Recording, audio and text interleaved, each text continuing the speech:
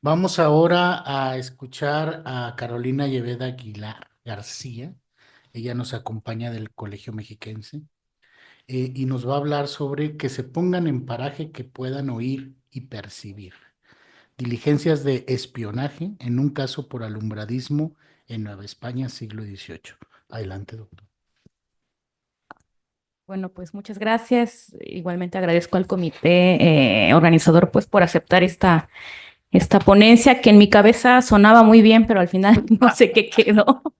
Y bueno, confío en que estoy entre especialistas que igual puedan darme un poco de luz sobre algo que pues según yo no está como tan notorio, tan estudiado, ¿no? Voy a leer para no perderme tanto, espero no pasarme del tiempo. El procedimiento inquisitorial seguía un curso común, al menos en casi todos los procesos. Según la gravedad del caso, los inquisidores ordenaban realizar ciertas diligencias con el fin de recopilar información extra y testimonios que ayudasen a sostener las acusaciones. Sin embargo, los procedimientos administrativos y judiciales seguidos por el Tribunal de México no estuvieron exentos de incidencias, malentendidos y errores. El caso del cual les hablaré el día de hoy es sobre el proceso seguido a Baltasar Núñez de los Reyes, un peninsular procesado por alumbradismo entre 1713 y 1718 en Puebla de Los Ángeles. Este caso servirá como pretexto para observar precisamente esas incidencias judiciales. El espionaje, o al menos yo lo llamo así, como forma de recabar información que ayudase a sustentar las acusaciones contra este acusado. Entre los diversos procesos pues, que se han estudiado para el caso de la Inquisición mexicana, o más bien la Inquisición novohispana, pues están aquellos que se dedicaron a perseguir herejías como el alumbradismo, que pues bueno, es un tema recurrente y conocido tal vez por todos aquí los presentes, ¿no? Pero que no está de más también mencionar que estos herejes alumbrados pues han sido estudiados al menos para México, pues por Solange Alberro, por Adriana Rodríguez Delgado, que no sé si anda por acá, y que bueno, esta corriente, ¿no? Herética, al menos para la península ibérica, pues sí estaba un poco muy bien definida, reconocida como una corriente de espiritualidad, ¿no? Que tenía como gran sustento el que había o debía haber un mayor acercamiento y unión con Dios, ¿no? Definida a partir de diversos edictos, como el de Toledo de 1525, el alumbradismo se delineó a través de 48 postulados o proposiciones consideradas heréticas, erróneas y en su momento luteranas. Algunas de esas proposiciones, por ejemplo, eran que la oración mental era un precepto divino y estaba por encima de la oración vocal, que no debía obedecerse a prelados ni a superiores, que como seres perfectos y elegidos, los alumbrados no requerían ver ni venerar imágenes, ni oír sermones o asistir a misa. Apostaba por la interpretación libre de las escrituras, así como por el rechazo y negación de la jerarquía eclesiástica, entre otros, por mencionar algunos, ¿no?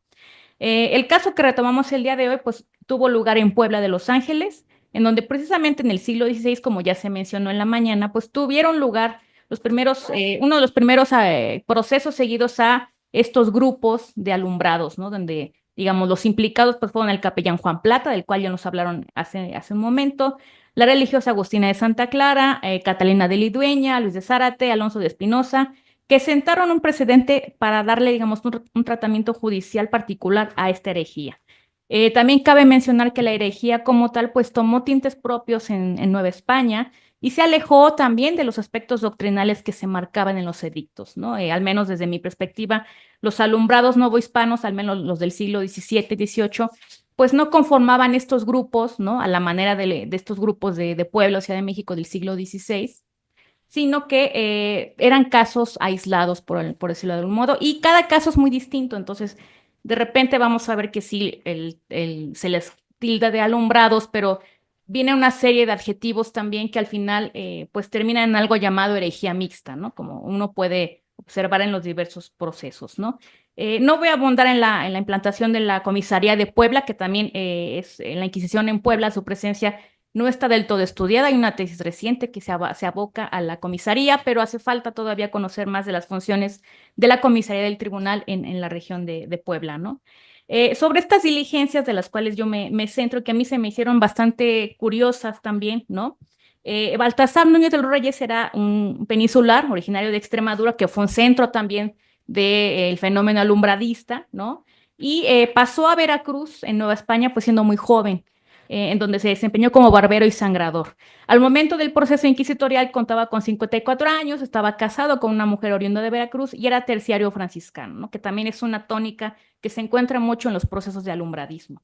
El proceso seguido a Baltasar inició en 1713 a causa de una denuncia realizada por el racionero catedralicio Francisco de Vergaya, quien entregó al comisario inquisitorial de Puebla un escrito que daba cuenta de las conversaciones entre su confesada, la religiosa Bárbara Josefa de San Francisco del convento de la Santísima Trinidad, y el mencionado Baltasar, quien de manera frecuente acudía a conversar con la religiosa, que se desempeñaba como tornera.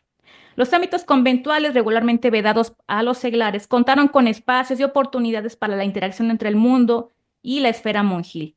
El torno y el locutorio fueron espacios privilegiados en los que las religiosas podían intercambiar bienes, alimentos y conversaciones con sus interlocutores y visitantes.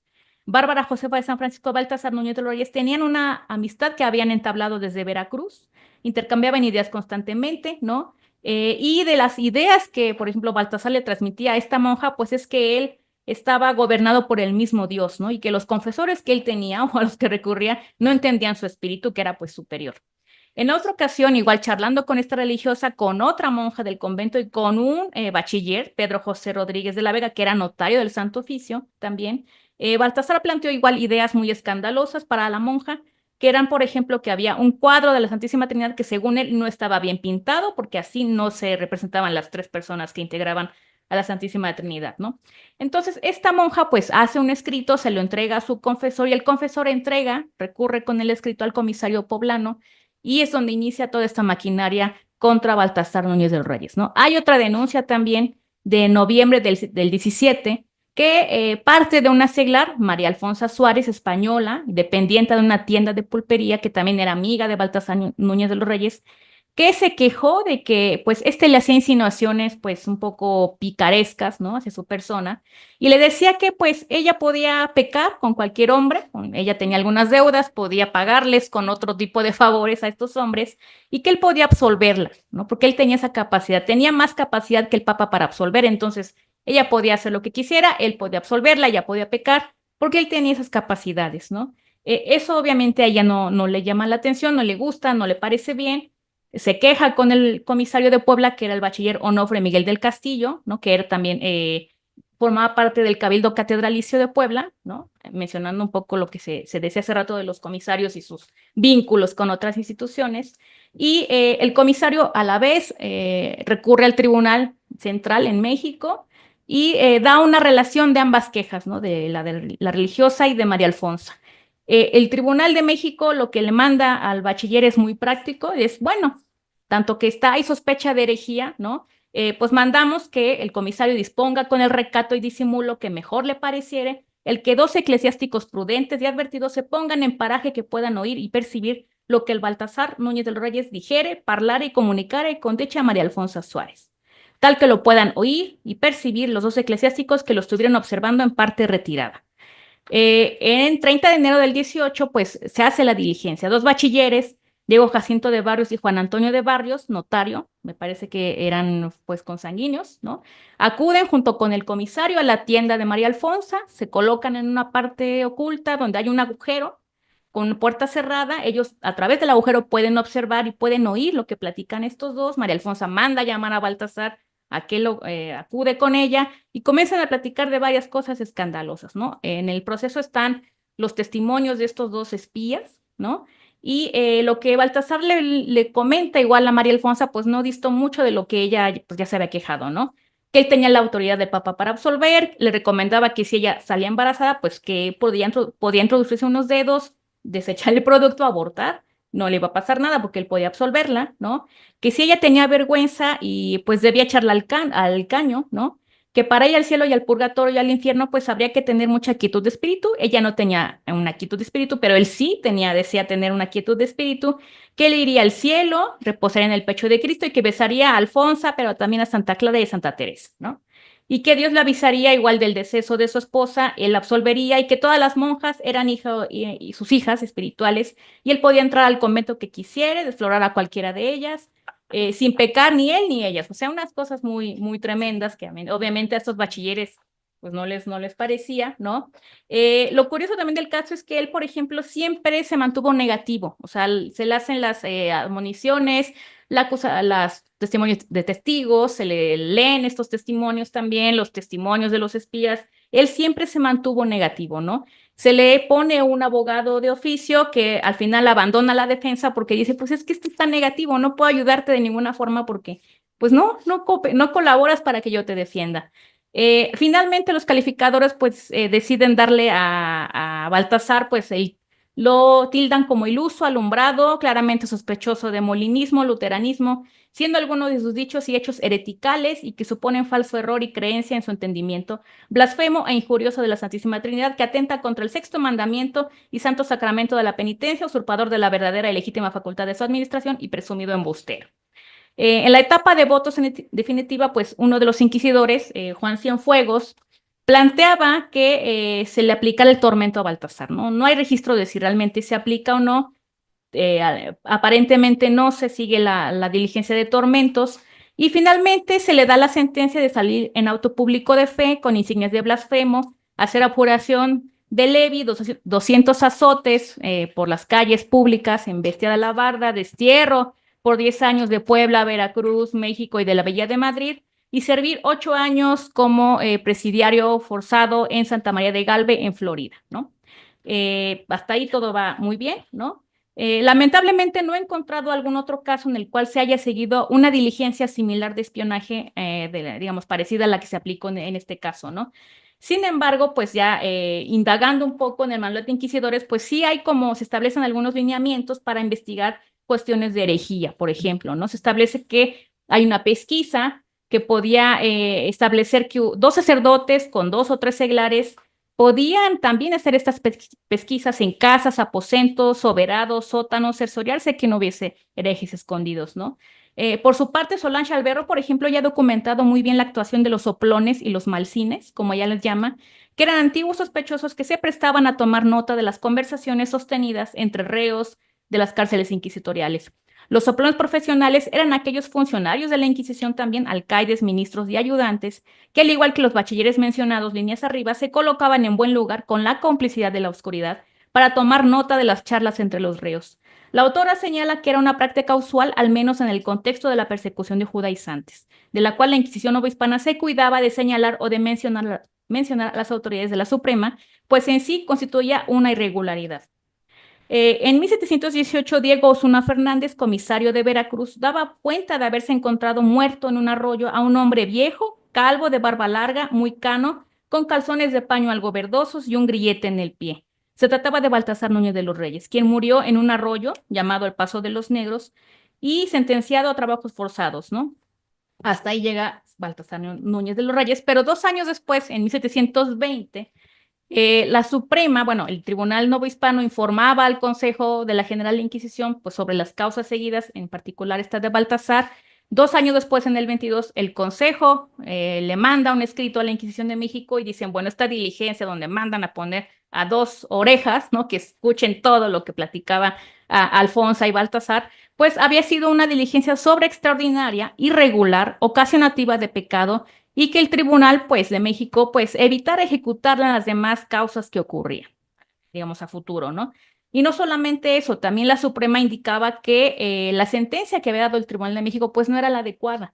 Lo que tuvieron que haber hecho era, pues, darle al reo más audiencias, ¿no? Hasta que se declarara, pues, realmente culpable, con calificadores que le ayudaran a descargar su conciencia y que de parecer negativo, pues, debía abjurar de vehementi, no de levi, y absolvérsele, ¿no? Entonces, a mí me llamaba la atención como estas diferencias en el procedimiento del Tribunal de México con el de la Suprema, que obviamente pues, no son extraordinarias, sino que eran una cuestión también usual y común, ¿no?